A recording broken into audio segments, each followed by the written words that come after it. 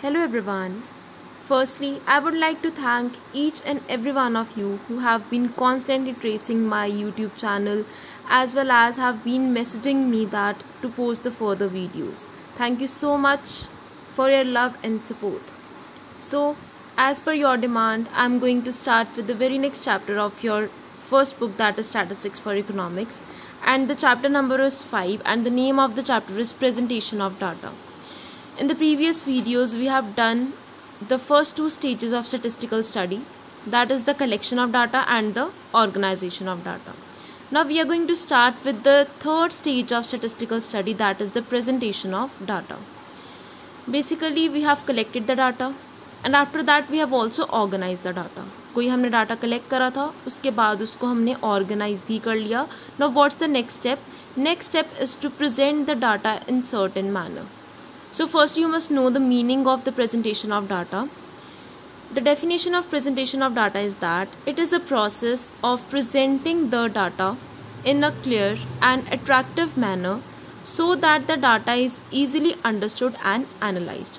That means कि जो हमने डाटा कलेक्ट करा है एंड उसके बाद उसको क्लासीफाई करा, it can be in the tabular form.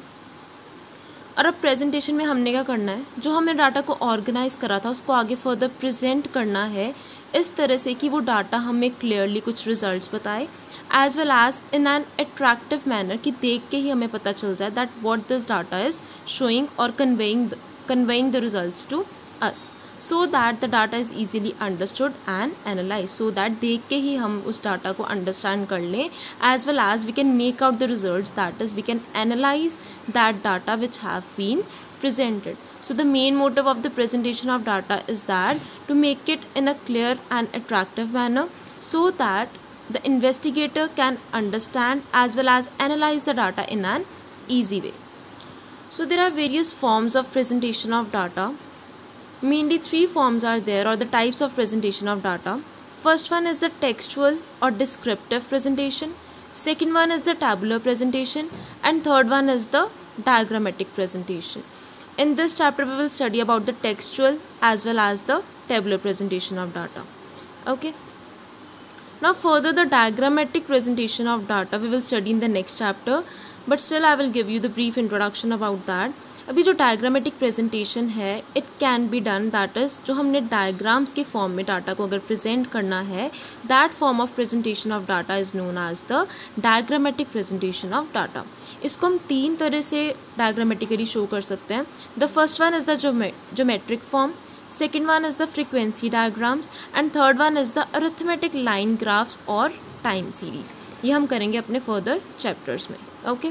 Now firstly I am going to start with the first form of presentation of data, that is the textual or descriptive presentation. जैसे कि नाम से ही clear है that ये उस type की presentation है जिसमें हम टेक्सचुअल फॉर्म में प्रेजेंटेशन करते हैं, टेक्सचुअल फॉर्म में अपने डाटा को हम प्रेजेंट करते हैं. Basically in this method the data is a part of the text of study और part of description of the subject matter of study. That means कि जो हम डाटा को प्रेजेंट करना चाह रहे हैं we are presenting that data in a textual manner as well as that data is a part of description of the subject matter of study. Okay, now suppose I wanted to collect the information regarding the workforce in a particular industry. Okay, so what I did, सबसे पहले मैंने data collect करा उनके related, then after that I classified और organise the data and now in the third stage that is the presentation of data I wrote it like the workforce in textile industry has increased by 20% and in automobile industry by 30%. अब इसमें मेरा main motive था कि मैं दो industries को compare कर रही हूँ. The first one is the textile industry and another one is the automobile industry. अब इसके कंपैरिजन में मेरे को ये पता चला दैट जो टेक्सटाइल इंडस्ट्री में वर्कफोर्स थी वो इंक्रीज़ हुई कितने से, 20% से, और जो ऑटोमोबाइल इंडस्ट्री में जो वर्कफोर्स थी वो इंक्रीज़ हुई bye 30%. But what the matter over here is that we are presenting the data in textual form. Textual form means कि हम टेक्स्ट की फॉर्म में उस डाटा को लिख रहे हैं और उसी के अंदर उसको हम डिस्क्राइब कर रहे हैं. We are not diagrammatically presenting और ना ही हम टेबल फॉर्म में उस डाटा को प्रेजेंट कर रहे हैं. This type of presentation is known as the textual और descriptive presentation. So therefore Now I think you must be clear with that. Textual or descriptive form of presentation. In this form of presentation of data, the data is a part of the text of study or part of description of the subject matter of study. And basically this method is suitable when the quantity of data is not very large. Definitely जब हमारा जो quantity होगी data की जब वो ज़्यादा होगी, no one will be interested in reading the whole paragraph related to the data. So therefore this type of method is only suitable when the quantity of data is not very large, that is the quantity of data is small in nature. Okay, but the main drawbacks of this type of presentation is that the investigator, or you can say the one who is studying, who is doing the statistical study, have to go through the entire text. जो भी उस information को देखेगा उसको पहले पूरा text या फिर जो पूरा paragraph होगा उसको study करना पड़ेगा.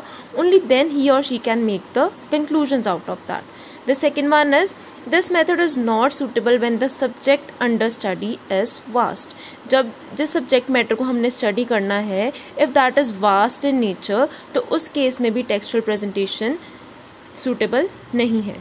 The third one is, it does not offer anything to the reader at a glance of the text matter. At a glance means कि इससे हमें summarized form में कोई भी information नहीं मिलती है या फिर ऐसी कोई information नहीं है कि हमें देख के ही पता चल जाएगा that what this information is presenting to us.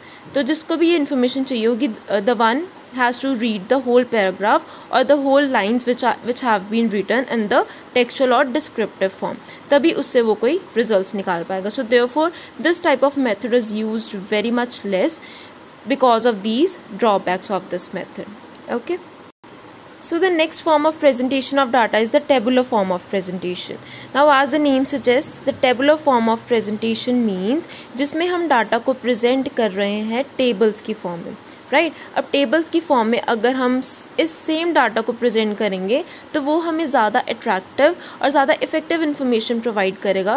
And table देख के ही मैं समझ जाऊंगी that what this table is conveying the message to me और what that table is conveying the data to मी.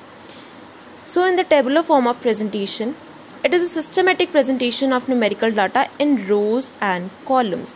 जब हम रोज और कॉलम्स की फॉर्म में डाटा को प्रेजेंट करते हैं तो उसको हम कहते हैं tabular presentation of the data.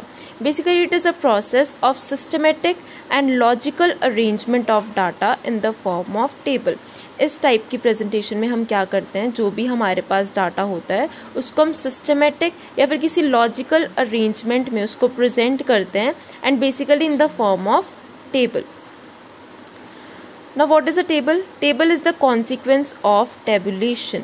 अभी जो tabulation है ये एक process होता है जिसमें हम डाटा को present करते हैं in the form of tables. Now in a table, the vertical lines are known as the columns and the horizontal lines are known as the rows.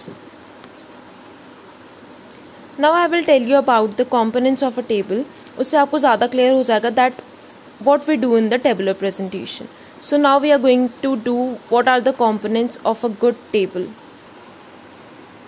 So this is the topic components of a table. This is a part of the tabular presentation. अब इसमें मैं आपको explain करूँगी that एक good table के कौन कौन से components होने चाहिए so that to make that table effective. Firstly, what we need to write down is the table number. अब जैसे मैंने यहाँ पे लिखा table 4.4. This is known as the table number. Okay. After that, table number के साथ हमें क्या प्रोवाइड करना चाहिए, टाइटल, सो दैट हमें पता चले ये जो हमने टेबल बनाया है ये हमें क्या इंडिकेट कर रहा है. Over here I have collected the information related to the population of India according to workers and non workers by gender and location. So this is known as the title of the table. अब title से ही मेरे को clear हो गया कि ये जो मैंने टेबल बनाया है ये मेरे को किस चीज़ के रिलेटेड इन्फॉर्मेशन प्रोवाइड कर रहा है या फिर किन वेरिएबल्स को कंसिडर करा जा रहा है यहाँ पे. Over here the population is being considered of India according to the workers and the non workers on the basis of gender and their location. Okay, now this is the table in which the rows and the columns have been made. As I told you, rows are the horizontal lines and columns are the vertical lines. Okay, now the column headings are known as the captions. अब ये जो मैंने यहाँ पे लिखा है location, gender, workers, non workers and this total, what is that? This is known as the column headings और captions. इनको कैप्शंस भी कहा जाता है. Okay, now the next part is, okay, beforehand I would like to tell you about this crores. Why I have written over here the crores? This refers to the unit I am using for these numbers. अब जैसे मैंने यहाँ पे लिखा 20 workers, अब ये 20 means 20 crore over here, तो मैंने कॉमनली यहाँ पे क्या लिख दिया? करोड़ लिख दिया, जो यूनिट प्रेजेंट कर रहा है पूरे टेबल के. Instead of writing crore with each and every number, what I would do is, title के साथ ही ब्रैकेट में I will write the unit, कि किस यूनिट में मैं अपने डाटा को प्रेजेंट कर रही हूँ, right. So now next comes the column heading, that is the caption. जैसे यहाँ पे gender है, workers, non-workers, total, these refers to the captions or the column headings. And over here this rural, urban and all, that is, so these are known as the row headings or the stubs. These are known as stubs or row headings. Okay, that is जो horizontal lines हैं उनकी जो headings होंगी उनको क्या कहा जाता है? स्टब्स और row headings. Now the next one is the body of the table. Body of the table refers to, ये जो हमने इसमें डाटा लिखा हुआ है, that is how many workers are there, how many non workers are there and the total of these workers and non workers are the males and the females. These are known, it is known as the body of the table. Basically the body of the table represents the data which has been written in the table. Now the next one is the source. अब source का मतलब ये होता है कि जो हम data यहाँ पे प्रेजेंट कर रहे हैं उसका सोर्स क्या है. बेसिकली हमने ये डाटा कहाँ से कलेक्ट करा है. So over here the source is census of India 2001, कि जो सेंसस ऑफ इंडिया ने सर्वे करा था और उन्होंने जो डाटा रिकॉर्ड करा था, from that we have taken this particular data. So the source over here is census of India 2001. This basically is used when we use the secondary data. Okay, now the next one is note. Note over here refers to such information which has not been presented in the table. हम कुछ ऐसी information provide करना चाहते हैं to the readers जो इस table में नहीं बताई गई.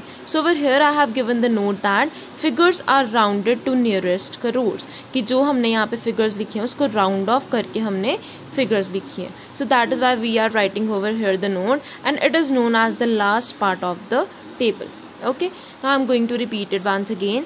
First you will write the table number जैसे 4.1, 4.2 or you can write anything like 1.1, 1.2. This refers to the table number. Now the next one is the title. The title must be such that कि वो हमें information provide करे कि basically जो हम data present कर रहे हैं टेबल में वो किस चीज़ के रिलेटेड है. टाइटल दे के ही हमें वो चीज़ क्लियर हो जानी चाहिए that what this information relates to. And now the next one is the units. The units which we are using in the table must be given in the brackets only along with the title, so that हमें उस table में data के साथ साथ वो units बार बार ना लिखने पड़े.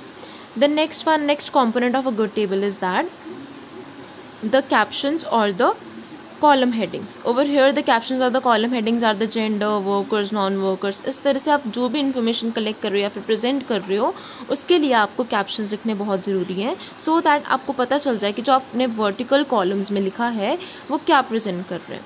And after that the next one is the stubs और द रो हेडिंग्स, जो हमें क्या बताते हैं, जो हमने वर्टिकल लाइंस में डाटा लिखा है what that data is presenting. Like over here the males and females are being presented and along with that rural, urban and as well as the combination of both. इनको क्या कहते हैं, we said stubs और the row headings. Next comes the body of the table. Basically body of the table presents the values or the data which has been presented in the given table, and along with that ये जो combination होता है रोज और columns का इसको कहा जाता है cell. You must be very much clear that cell क्या होता है. Cell is the combination of the rows, that is the vertical line and the horizontal line. तो ये एक क्या बन गया, this is the cell. This is cell number 1, cell 1, then over here cell 2, cell 3, 4, 5, 6, like this. When the lines intersect, that is when the vertical and the horizontal lines intersect, a cell is formed. So each item or the data is written in the cells of a particular table. Next comes the source. अब जो source है basically हम तब लिखते हैं जब हमने जो डाटा यहाँ पे प्रेजेंट करा है that is the secondary data, so that हम यहाँ पे बता पाएँ कि हमने जो डाटा लिखा है ये कौन से सोर्स से या फिर कहाँ से हमने इस डाटा को लिया है। Okay, next one is the note. Note हम यहाँ पे इसलिए लिखते हैं सो दैट जो चीज़ हम टेबल में प्रेजेंट नहीं कर पाए या फिर टेबल में इंडिकेट नहीं कर पाए उसको हम यहाँ पे बता सकते हैं। Suppose I have written over here that figures are rounded to the nearest crores, कि इसमें जो मैंने डाटा लिखा है, इसमें जो मैंने फिगर्स लिखी हैं उसको मैंने करोर्स में राउंड ऑफ करके लिखा है। Okay, so this was the components of a table और you can say the parts of a table. Now the next topic is related to the tabular presentation. Firstly हमने क्या करा, textual presentation, after that we are doing the tabular presentation. So what's the next topic is guidelines for the construction of a table और features of a good table.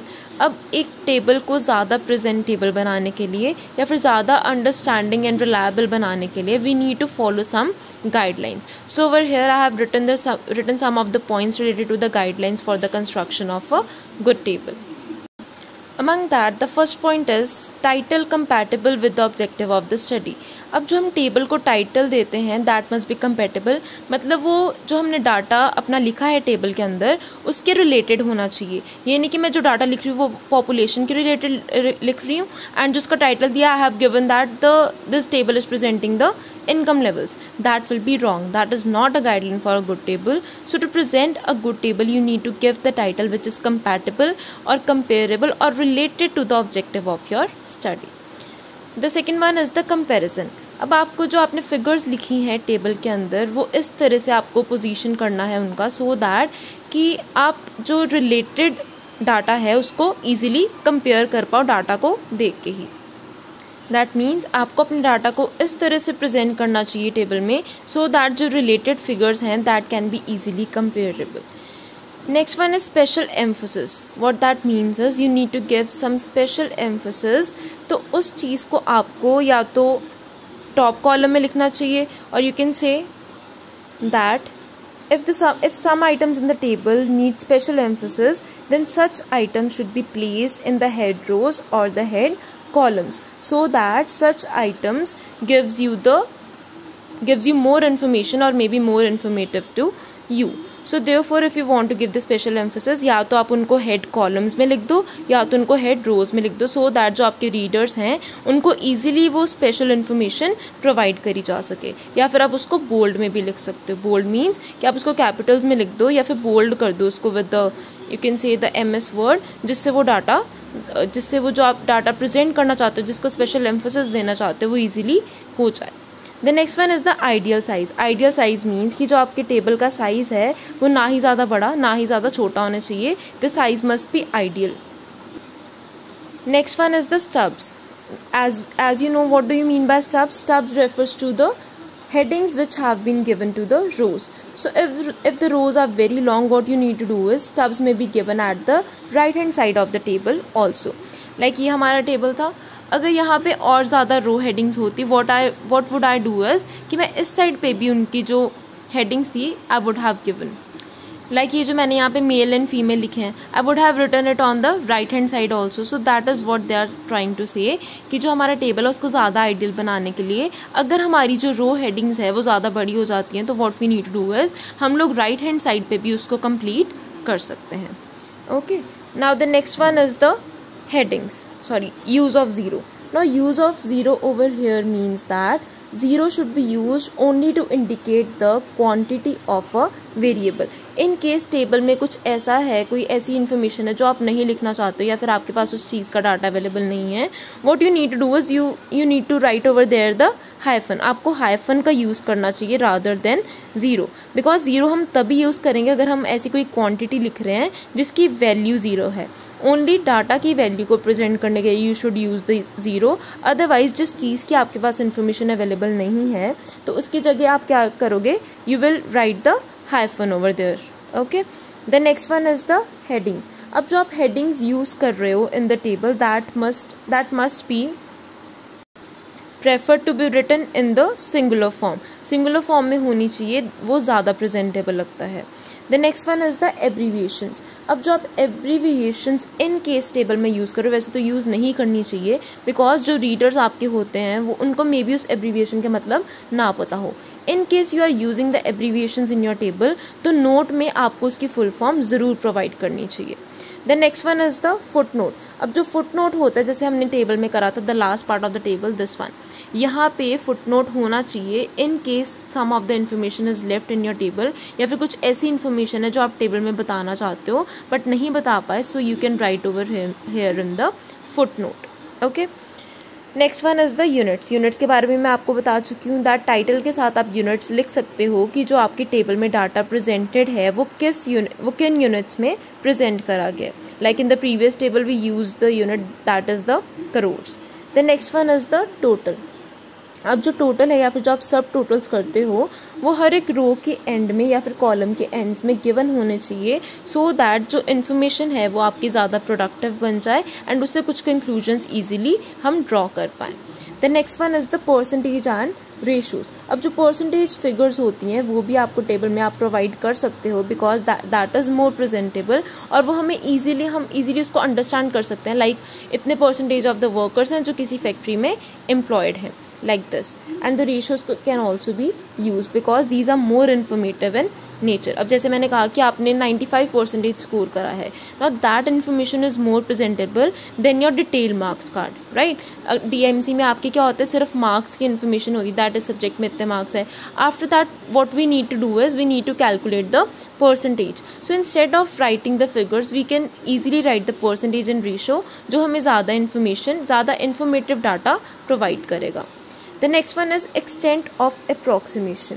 अब अगर आप कुछ approximate figures लिखना चाहते हो, मतलब अप्रॉक्सीमेशन उसमें यूज़ करना चाहते हो, लाइक नियरेस्ट टेंस में अप्रॉक्सीमेशन कर रहे हो या नियरेस्ट हंड्रेड्स में किसी फिगर की अप्रॉक्सीमेशन कर रहे हो, तो वो आपको फुट नोट में प्रोवाइड कर देना चाहिए सो दैट जो रीडर्स हैं उनको पता हो दैट ये जो इन्फॉर्मेशन है इट इज़ अप्रॉक्सीमेटेड फिगर, चाहे वो नियरेस्ट टेंस में है, चाहे वो नियरेस्ट थाउजेंड्स, चाहे वो नियरेस्ट करोड्स में है। Okay, the next one is source of data. अब जो सोर्स ऑफ डाटा है वो भी आपको ज़रूर देना चाहिए below your table so that पता चले कि जो आपने सेकेंडरी डाटा कलेक्ट करा है वो कौन से सोर्स से करा है। Next one is the size of columns. Again the same, the size of columns must be uniform and symmetrical, कि ये जो हम साइज ले रहे हैं कॉलम्स का वो यूनिफॉर्म होना चाहिए, यानी कि एक कॉलम जो है that is larger in size and another one is smaller. उससे क्या होता है जो आपका टेबल होता है it is not at all presentable. Okay, वो अट्रैक्टिव नहीं लगता। Next one is ruling of columns, कि आपको जो सेक्शंस आपने बनाए हैं कॉलम्स के उनका जो साइज़ होना चाहिए दैट मस्ट बी सेम, यानी कि एक जो आप बना रहे हो that is of 2 centimetre and other one is of 3 centimetre, it will not look attractive. And the last point for the good table is that it must B simple, economical and attractive, कि जो आप table बना रहे हो it must B simple, मतलब देखने में simple लगे, उसमें कुछ कलरफुल लाइक दैट ऐसा कुछ नहीं होना चाहिए if you are making the formal table. Then economical means उसमें ज़्यादा time, efforts and cost involve नहीं होनी चाहिए, and as well as it must be attractive in nature, कि देख के ही हमें पता चले दैट हाँ ये टेबल जो है हमें क्या इन्फॉर्मेशन प्रोवाइड कर रहा है, या फिर देखने से ही जो रीडर है he must feel that this particular table is giving us some productive information. So these were all the features of a good table. You must have seen that ये जो हमने features अभी पढ़े हैं good table के, इसमें से बहुत सारे हमने components of a table में ही पढ़ लिए हैं। बेसिकली हमें वो बता रहे हैं, वो points हैं जो हमें follow करने चाहिए while making a good table, so that हम अपनी information को ज़्यादा attractive and understandable बना पाएँ। So this was all about our today's video, जिसमें हमने इंट्रोडक्शन करी प्रेजेंटेशन ऑफ डाटा की। Then I told you about the various forms of presenting the data, जिसमें हमने डिस्कस करा है textual presentation as well as the tabular presentation. अभी हमने features of a good table कर रहे हैं as well as we have done the components of a table. Now in the next video we will do about the kinds of table, की जो table है वो कौन कौन से टाइप्स के होते हैं and how we can construct that. So this was all about our today's video. Thank you so much for watching the video.